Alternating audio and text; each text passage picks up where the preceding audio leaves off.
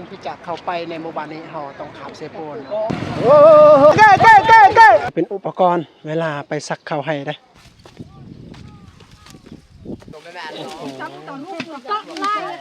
บางเฮาไปทำเจ้าภาพเพิ่นว่าเพิ่นใช้งบประมาณเท่าใดที่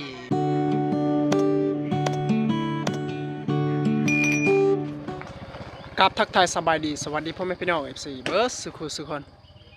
ยินดีต้อนรับบรรยากาศยามเช้านะทุกคนเดี๋ยวนี้บรรยากาศกับประมาณ5 โมงได้แต่ว่าช่วงนี้มัน5 โมงก็แจ้งแล้วทุกคนเลยแต่ว่าค่ำนี่ก็6 โมงก็ยังสว่างแบบนั้นนะ7 โมงพุ่นแหละจึงมืดครึมได้หายามตอนแรงนะก็เดี๋ยวนี้ก็เราอยากไปซอยเรือพี่น้องสักข้าวอยู่ที่บ้านตะโลยแต่ว่าอย่าปอให้เก้ปุจุจ้าฮะไปปลูกข้าวเนาะเพราะว่าบางคนก็ยังบ่ทันปลูกได้บางคนก็ปลูกเดือน6นี่แหละทุกคนปกตินะถ้าปลูกเดือน6นี่ข้าวมันต้นข้าวมันบ่งามแต่ว่าในของมันก็จะงามอยู่แต่ว่าส่วนหลายเขาเจ้าปลูกข้าวในเขตนี้กับกลางเดือน5นะทุกคนบางคนก็ปลูกแต่เดือน4แล้วทุกคนแต่ว่าส่วนหลายก็ปลูกเดือน4กับเดือน5นี่ก็ต้นก็งามแต่ว่าเม็ดข้าวมันมักจะรีบนะทุกคนนี่นี่เอาทุกคนเขาจะเดินทางเพราะว่าแต่นี้ไปหาบ้านตะโลยนี่ก็ประมาณ4 กิโลได้ถึงจะฮอดทุกคนแต่ว่าเขาไปซักข้าวเขาต้องไปแต่เช้าได้ชาวบ้านกลับไปแล้วข้าเจ้านะโอเคเดินทางเขาอยากอัปเดตในการซักข้าวมื้อนี้นะทุกคน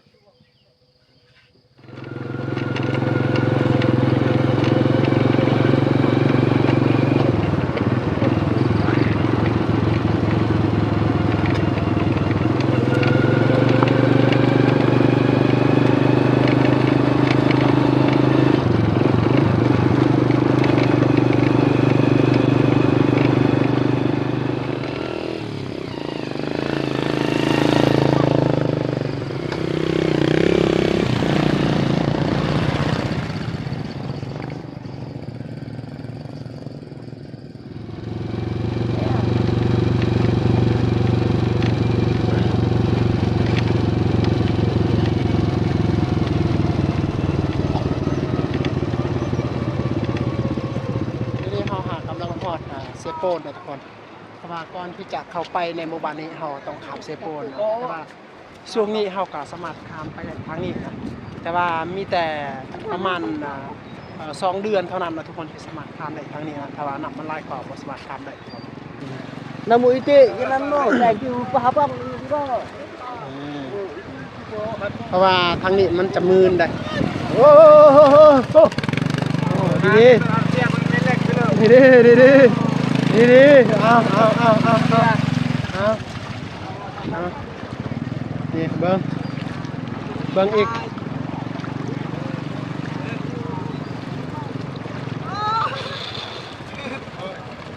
เบอร์เห็นนั่นต่อนั่นกูทุเตี้ยมาขนาดน่ะเก้อาเจ้ามาโตรกินโตรมาÔi là, trong đôi qua này là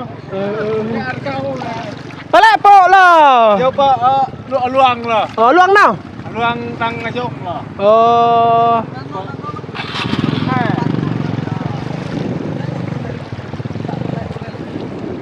Cái bài nhà lại bơ.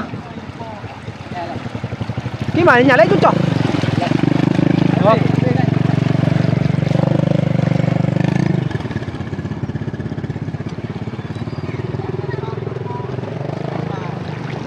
เพราะว่าเส้นทางนี้มีแต่ทรายเดียว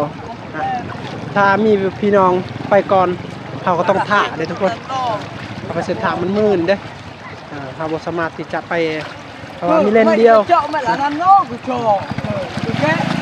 เอา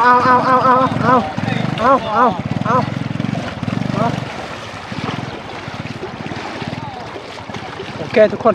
เดี๋ยวนี้ฮอตคิวของพวกเขาอีกนะต้องขามเลยทุกคนเลยย่อก่อนจับกล้องจับ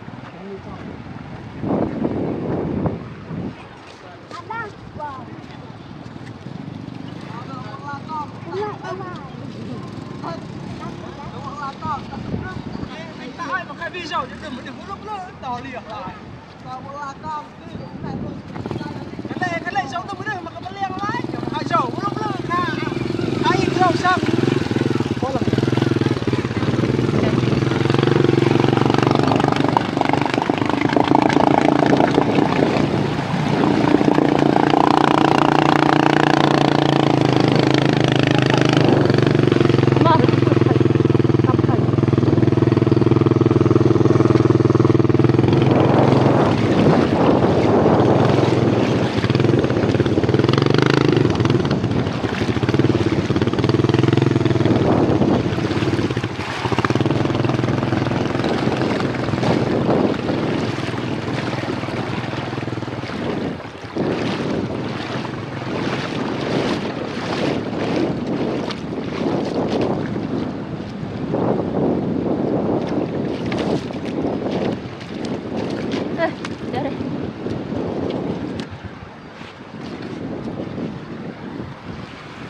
เดี๋ยวนี้เฮายังไปเอาอีกคันหนึงเพราะว่าหลานสาวเพิ่นบ่สามารถที่จะข้ามได้เพราะว่าทางเส้นทางมันมืนเฮ็ดให้ยันเพิ่นว่ายันมันล่มนะทุกคนเอาจับกล้องถ้าเจ้าอยากให้ค่อยหันไปเอาจะดอกป้อจะดอก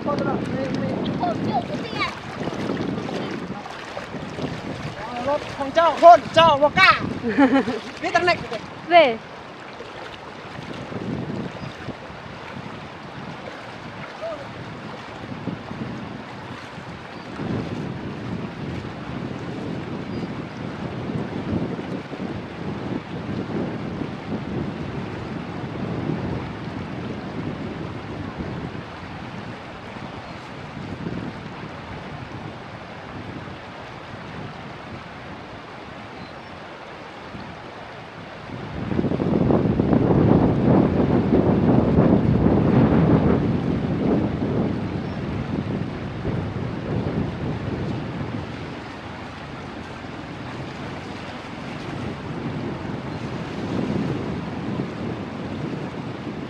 แซนด้าจะมาเรื่องหรือไม่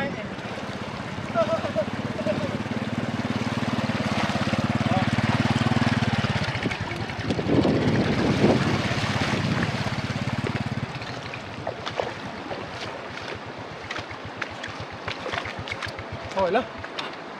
ôi bộ là ẩm lên cho โอเค เดินอีกทุกคน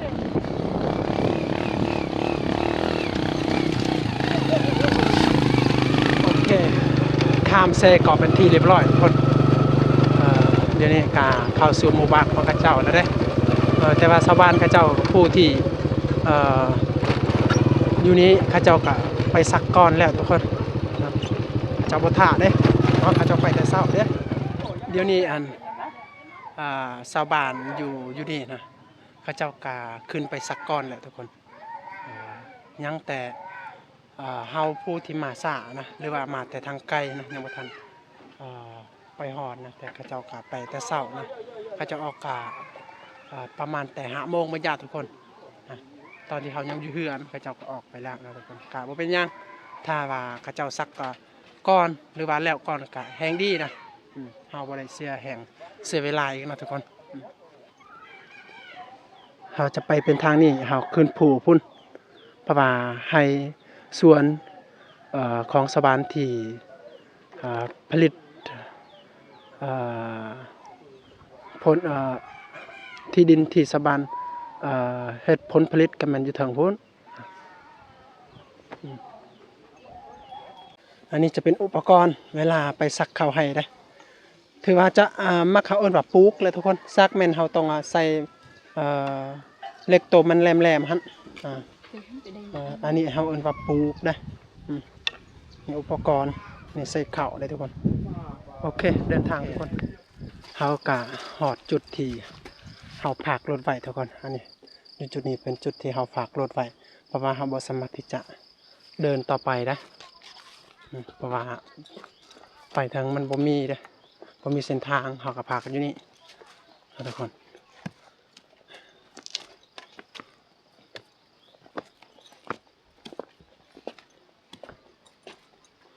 โอ้ตะเวนก็เริ่มขึ้นแล้วบางคนก็ไปพร้อมกันนะ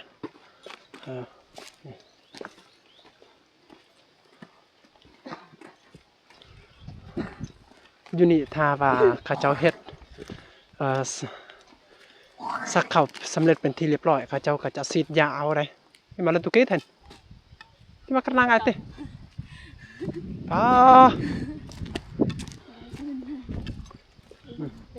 เมียนี่ลงทางแล้ว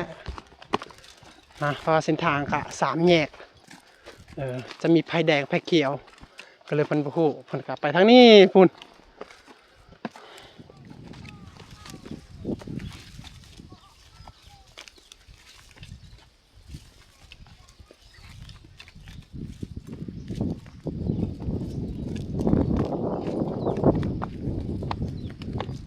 มันต้นของสวรรค์นี่นะ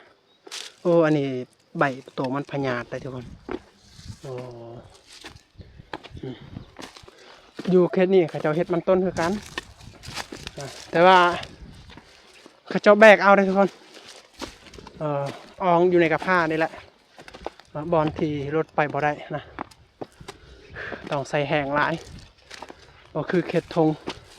เขตเพียงเฮ็ดยังก็สะดวกสบายทำการผลิตก็สะดวกสบายทอดแล้วทุกคนเอากระจะจนช่วยยันใส่ดูเล่นน้องเอ้ยตัวตุ้งตาเตียนcái nhàn cái nhà cái khai nhà ngó nhà hàng kì tông là sĩ ân trao nhà khai ngó chọc chọi mày mùng lụi được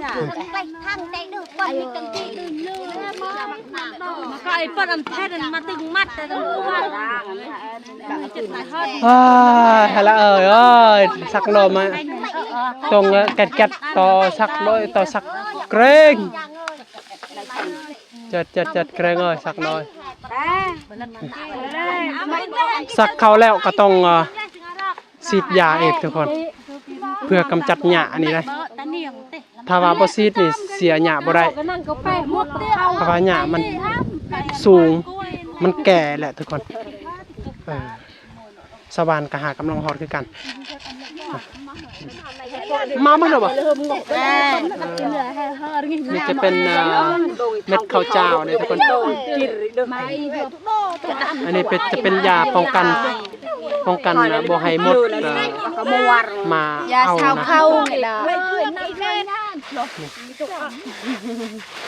ยาเศร้าเขาเงินหนุ่มเด้ก็ยาเศร้าเขายาเศร้าแควก็ยาแต่เป็นยาตัวเขาจะป้องกันแนวเข้านี่แหละทุกคนเพราะว่าเขาย่านว่ามดไปเอาและถ้าว่าเขาปลูกปะนี่มันบ่เลือได้ทุกคนเลยต้องเอายามาอ้อมตัวบ่เบียกมันต้องเลยทำทุกที่กินเลยนะไอ้เด็ดเอ้ยโนละมุจึงเงินอีการไตส่งต้นโนบ่โตโลอันแม่มาตั้งนั่นต้องโตโลอันแม่เอ้ยไอ้เด็ดมาลูกคุณติ้ลมาจ่อยโดยอ้อมติ้ลนี่แหละอีเด็ดที่รับเลยกี้ไม่เบียกเอ้ยใช่โตกี้อ่ะไม่เบิร์นตรงโป๊ะหนักเล่าโนบุจอกมันมาแย่ลงไปนี่มันชุบกี่ตาปืนไม่ใช่หนูมันดงแดบไล่กี่ลายทำไมมันดงโจรกี่อย่างทุกคนเริ่มเข้าประจำทีปลูกข้าวแล้วได้นี่บางคนก็เอาอันกระเจาะและอันกระสอบเขาเฮ็ดเป็นกระเป๋าผ้าแบบนี้ทุกคนเขาปลูกแบบนี้มันไวกว่าซักเลยทุกคนซักมันสะเพราะว่าปลูกนี่พร้อมกันนะไอ้เบอร์จ่อบ่อยมาแม่ตุ้ยเกย์ไอ้แก่นกอ่ะต่อกลางอันพูดจักกุยากันไว้เกย์ต่อคืนเตาะกัวคือบ่หมู่บ่ทันบ่แต่คณะมอยเฮินทันเล็กบนติดกันนะตั้งนานแล้วเราอัปเดตตรงลายใจบ่อัปเดตบรรยากาศให้ทุกคนได้เบิ่งก่อนเอาไว้เนอะคือช่วยนั่นเนาะก็แม่น่ะก็เจ้าเนอะ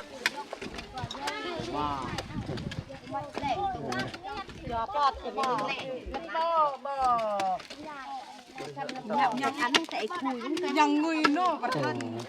มาค่ะใช่ปัญญาคืออย่างนี้จำนะหรือว่าไม่เป็นนกทำกันเล่ามาเลยใช่ดิ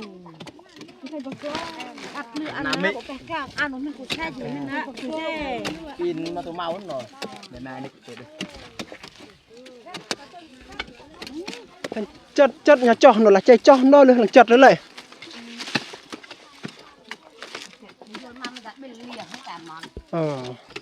thành khăn chật và cọ bù lia nữa này pù cặp xác này vay pù đây thôi này đang lại khăm mà mày tờ thôi đông chui một ngày cái chất lưng chui một ngày tiệm một ngày trời là ba lư ตอนสมัยแต่เดิมๆเขาเจ้าซักเลยทุกคนซักนี่ก็ต้องซองเขาเจ้าแบ่งเป็นสองประเภทอันนึงกับผู้ที่ตามผู้ที่ซักอันที่สองกับผู้ที่ซักไปก่อนแหละซักก็น่าจะเป็นผู้ชายผู้ที่ใส่เข้าในหูตัวเขาเจ้าซักนี่เป็นผู้หญิงนะแต่ว่าช่วงนี้เขาเจ้าจะปลูกแบบนี้นะทุกคนเช็คกูมาเดี๋ยวบะไงจอกคนkiaไอ้lầm chọc 4 ngày một chích của màng tiền lấy tay lên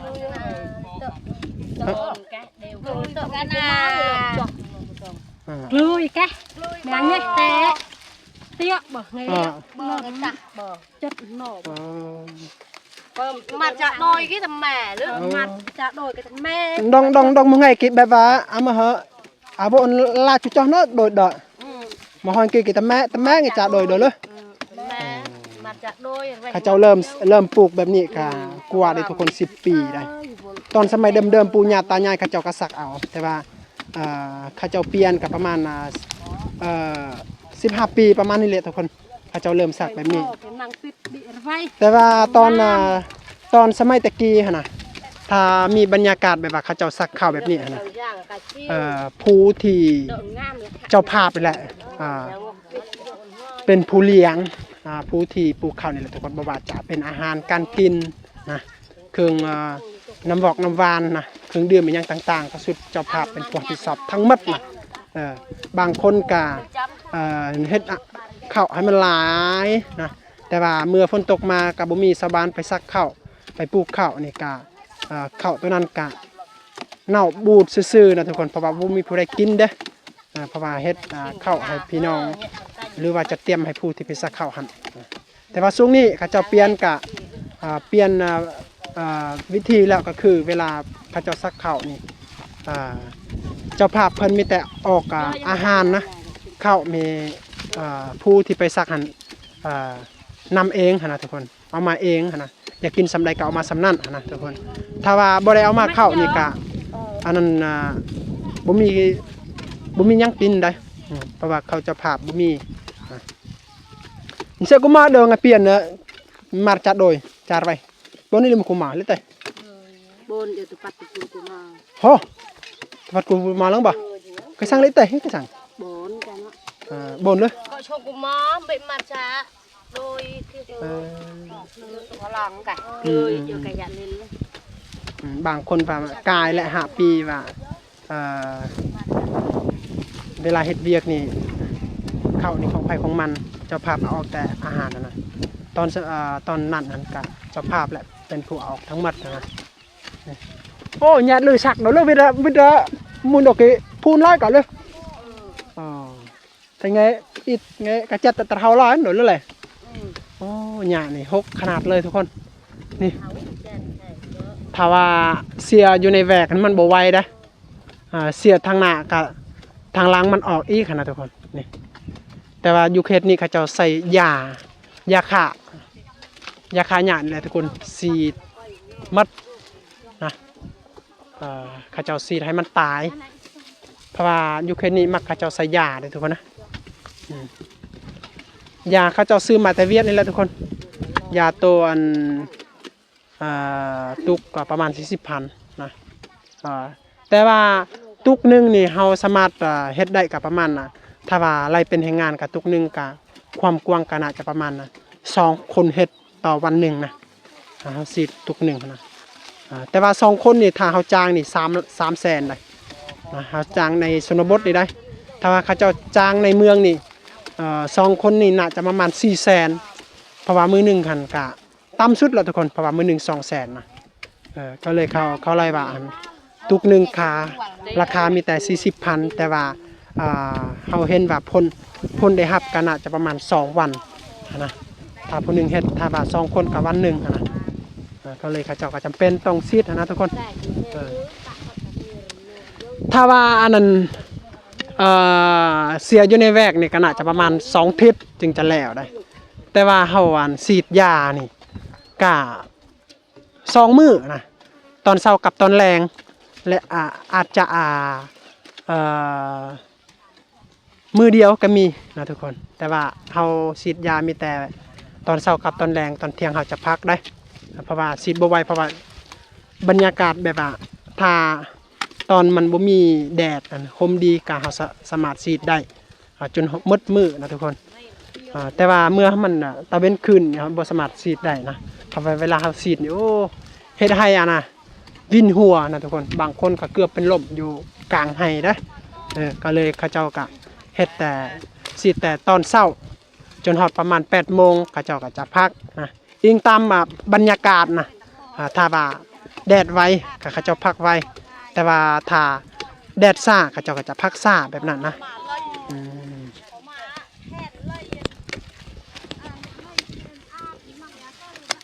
โอ้ปลูกไว้อีหลีเนาะใจเลยมันจ่อเลยอาจจะ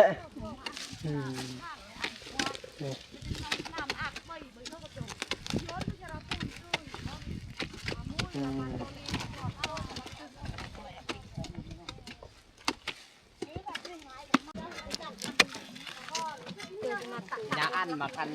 ไอเจมาคันนั่นนี่แฮ่เปิดถ่ายมาไอเจมาตามแน่เลยทางมาทำเป็นโต๊ะ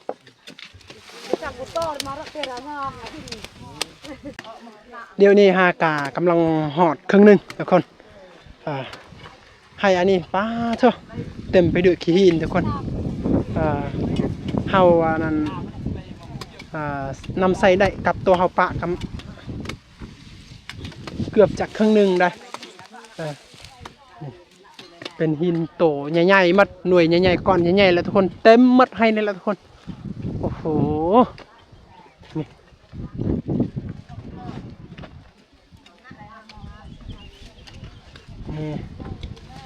หินนี่เป็นหินโอ้เขาสามารถ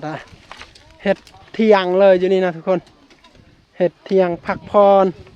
ยามตอนเที่ยงนะเห็นปะนี่แหละทุกคนมีบางคนว่าเป็นย่างคือบ่เฮ็ดนาเฮ็ดนาแล้วได้นี่เต็มแท็กหินนี่เฮ็ดนาบ่ได้ทุกคนเลยเลขย่างก็คือช่วงนี้นะทุกคนมันแดดร้าย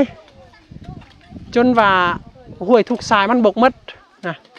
เดี๋ยวนี้หันชาวบ้านกำลังโศกกันว่าอยากไปออกทำงานที่เวียดแล้วเพราะว่าให้ทุกตอนของชาวบ้านกะมันบ่ออกนะมันบ่เกิดนะทุกคนนะก็เลยชาวบ้านก็บ่มีความหวังว่าสิจะกินยังแหละปีหน้านี่นะก็เลยชาวบ้านกะบางครอบครัวเขาเจ้าก็ไปเมิดบ่มีพายุแล้วทุกคนถ้าเขาไปบางหมู่บ้านกะครอบครัวกับเป้าวางบ่มีคนนำใส่บ่มีคนอยู่แบบนั้นนะฮ้อนแหละบัดนี้เริ่มฮ้อนเลยทุกคนเลยต้นนั้นนะโอเคต้นนั้น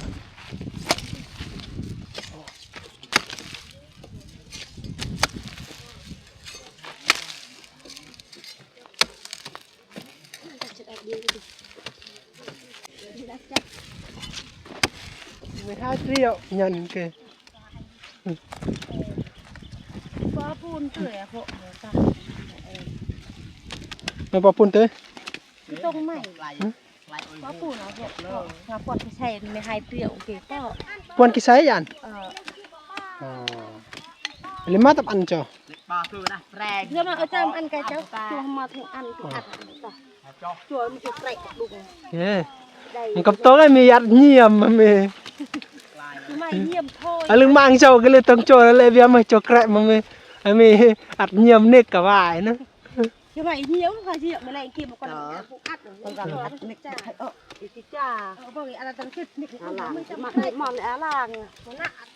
นี่มาไม่ละหาล่างตื้อไหมเอ้ไม่ก็เลยบ่เลยไม่ไรปท่าเล่นยนต์ใช่เชราปูนยังกระดิโย อันนี้อันผู้ชายเขาเจ้าไปทำงานที่เวียดมาทุกคนได้เงินดีได้เลยมาเยอะใช่ยันอัดตัวจวนแปดทิศมีบางคนกับเดือนหนึ่งแล้วแต่มีบางคนกับ4 เดือนแหละทุกคนแต่ว่ามีบางคนกับประมาณ2 ทิศได้เพราะว่าอยู่เขตนี้เขาเจ้ามักไปทำงานโดยเฉพาะก็คือปีนี้นะทุกคนโอ้สาวบ้านผมมีความหวังเลยว่าจะได้กินข้าวปีหน้านี่ทุกคนเพราะว่าเขาเจ้าปลูกและมันบ่เกิดได้กินแล้วแม่หลางแต่ไม่ช่วยไง ปล่อยอาหลังมันประเบาแกวิ่งมาห้อยอีจำก้าหันอะไรจีจ่าแล้วใบมีแล้วใบกินจำก้าได้อันไอ้กินน้ำอันตัวแทงเก๋มาอันเบไงกรอบเก๋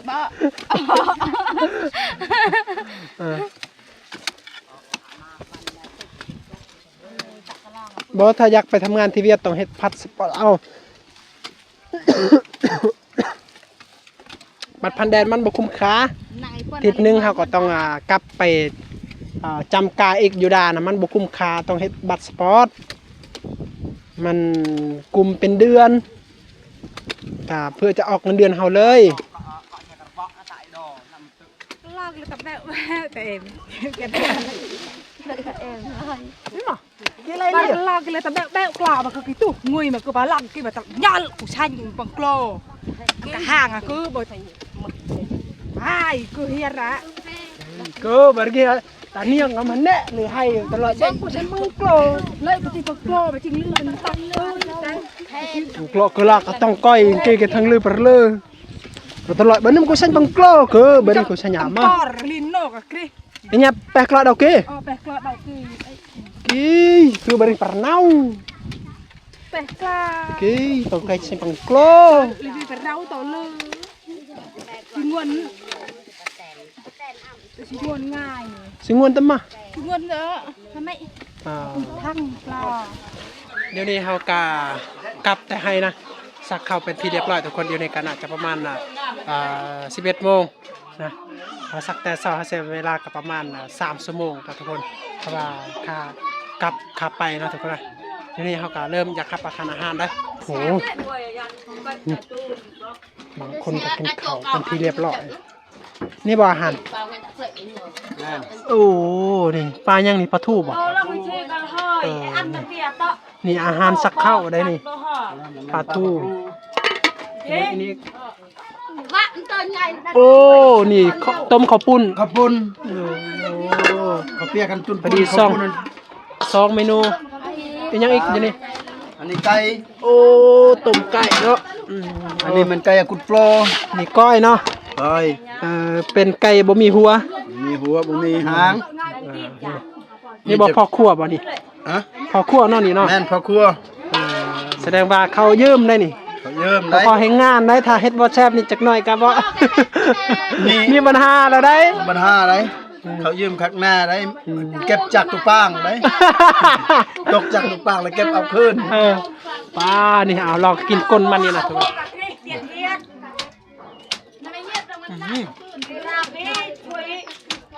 เขายืมเนาะค่ากับบ่หลายนะมีแต่ช่องป้องเฉพาะให้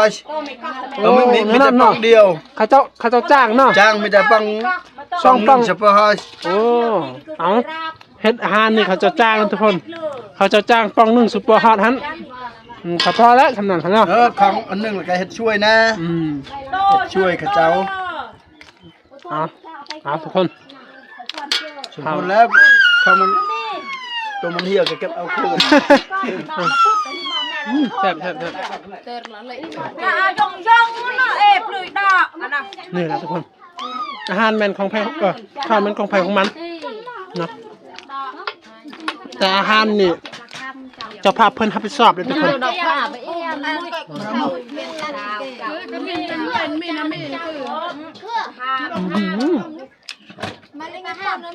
กลุ่ม6 คนบ่กลุ่ม6 คนน่ะ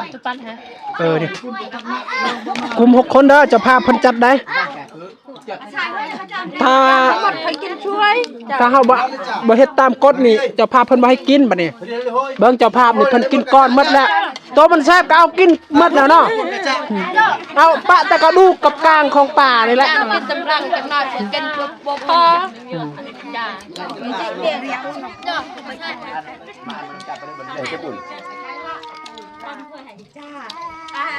อันนู้นกับตุ๊กกี้หมูแบกแกเราตุ๊กกี้หมูแบก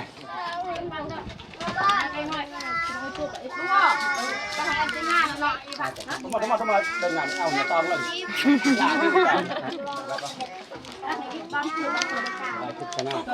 อ่านก่อยแก่เลยไอ้เลยทั้งโยกกะละ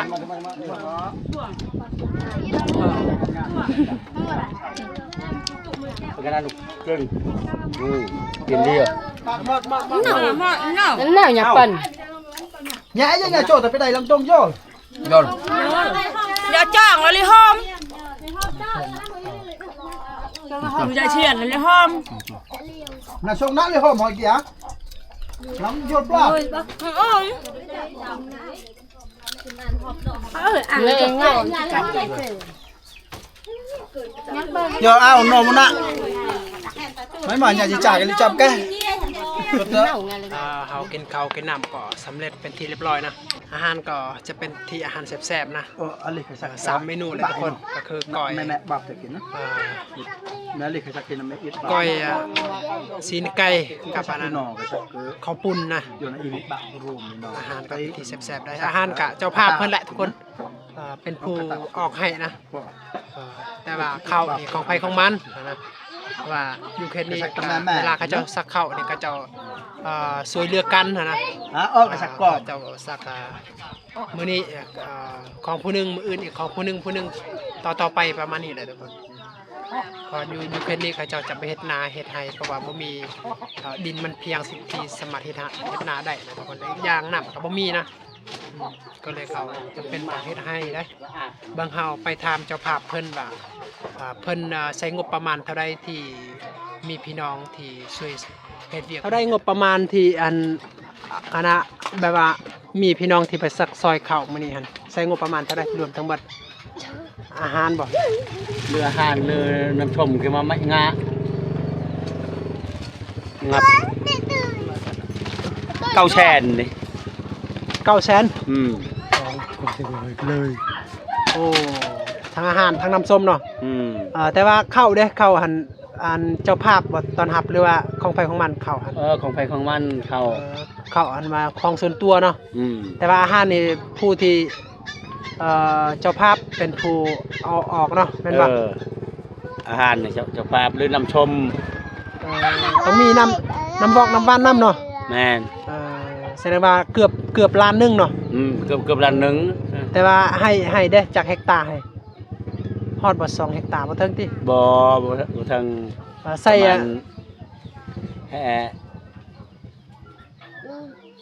เฮตาหมายถึงตัวเฮตาหนึ่ง เฮตาเดียว1เฮตา ประมาณ1เฮกตาร์เนาะแล้วอันจักกิโลคือได้เฮาสักข้าวจักกิโลฮอดบ่50กิโลบ่ถึงกว่า กว่า แสดงว่า50กิโลนี่สอบหนึงแต่ว่า ประมาณสอบนึง ใส่แนวเขานี่ก็กว่า50กิโลพอดีฮอดบ่70กิโล ประมาณนั้น ถ้าสมมุติว่า70กิโลนี่ถ้าปีนั้นฝนฟ้าอากาศสะดวกสบายนี่อันเฮาเก็บเกี่ยวได้ประมาณจักสอบถ้าว่ากะประมาณถ้าว่าดีแท้นะ 40กระสอบ 70กิโลหันเก็บเกี่ยวได้ถ้าดีแท้ก็40กระสอบเนาะ 40กระสอบ ถ้าบ่กะ หรือกลัวได้กันถ้าดีแท้ ดีงะ50-60พุ่น โอ้เนาะยิงตามอากาศเนาะแต่ว่าน้อยปีแถวเอาได้ประมาณนั้นเนาะบางปีกะได้ คืออากาศแนวนี้ ตกต่ำเลย มาทางนี้ก็บ่ฮู้ เท่ากับบ่อยาก ถ้าสมมุติว่าพ้นฟ้าอากาศมันบ่ดีหั่นว่าคือแบบว่าอากาศมันบ่ดีเลยนี่ประมาณเท่าใดเฮาได้หั่นต่ำสุดเท่าใดต่ำสุดหั่นกะประมาณถ้าต่ำสุดหั่นน่ะถ้า70โลนี่ต่ำสุดเฮาได้เท่าใด ประมาณ15ชอบ โอ้ 15สอบเนาะ แบบประกาศแบบนี่จักกะมีจักบ่ ครอบครัวของครอบครัวของไอ้พ่อนี่หั่นจักคนรวมทั้งหมดที่กินนั่นน่ะ เดี๋ยวนี้ยายกับครัวนี้มีแต่5 คน 5คนผู้ที่เฮ็ดเวียกเด้ ผู้เวียก4 คน เออแสดงว่าอัน1คนเป็นเด็กน้อยเนาะผู้ที่ใช้แรงงานได้ก็4คน 4 คน 4คนนี่ถ้าสมมุติว่าต่ำสุดเฮาได้ก็ประมาณ10สอบนี่แสดงว่าปีหนึ่งกินบ่กุ้มเนาะแม่นบ่ บอกผม บ่ต้องซื้อข้าวเพิ่มบัดนี้ เวลาซื้อข้าวนี่หั่นเฮาได้เงินมาแต่ไสไปทำงานบ่เลยว่าแนวใด ทำงานเนื้อห้าอันเครื่องข่าย เครื่องดอกแขมหรือยางโบงหรือ เอา หลาย สินค้าแถวป่าแถวดงเนาะมาขายแล้วได้เงินแหละไปซื้ออาหารไปซื้อข้าวเนาะอันนี้ให้ไปทำงาน อยู่เวียดพุ่น อยู่เวียดบ่เงินเดือนดีบ่อยู่เวียด บ่ฮู้จัก เคยไปบ่อยู่เวียดเคยไปทำงานอยู่บ่ บ่ แต่ว่า เข้าไป ลูกหลานไปทำงานเนาะทุกคนอันนี้ ไปนี่ไปแถวลาวปากช่องพุ่นเก็บกาแฟนี่ เคยไป มีเคยไป แต่ว่าอยู่เวียดบ่เคยไปจักเทื่อเนาะ เคย แต่ว่าไปเที่ยวซื่อๆแถวใกล้ๆนี่กับเคยไปเนาะ เฮ้ยอยู่เวียดหลายเทื่อ ไปเที่ยวซื่อๆฮอดบ่ดานัง บ่ปีกายนี่มีสิไปนั่งไปลำดองพุ่น โอ้แสดงว่าอัน ไปเก็บกาแฟ ไปเก็บกาแฟซื่อๆเนาะ ทุกคนอันนี้ก็เฮาได้ข้อมูลเล็กๆน้อยๆวิถีชีวิตชาวบ้านในเขตชนบทหรือว่าเขตดอยนะเวลาเขาเจ้าเฮ็ดสวนเฮ็ดไร่ก็ประมาณนี้แหละทุกคนก็คือมื้อนี้นะก็มีพี่น้องไปซักข้าวซอยของเขาเจ้านะแต่ว่าทุนที่เขาเจ้าใช้งบประมาณก็เกือบล้านหนึงได้แต่ว่าในล้านหนึงนี้นะถ้าว่าเฮาเก็บเกี่ยวได้เพราะว่าเพิ่นว่าในร้านนึงนี่ก็เขาที่เขาเจ้าซักก็ประมาณ70โลแต่ว่าถ้าอากาศดีก็น่าจะได้40กระสอบแต่ว่าถ้าอากาศบ่ดีต่ำนะก็น่าจะประมาณมีแต่10สอบแล้วทุกคนนะถ้าว่าถ้าเขาคิดไรก็ลุบถึงลุบให้งานเลยทุกคนแต่ว่าจำเป็นเพราะว่าอันนี้ก็คือ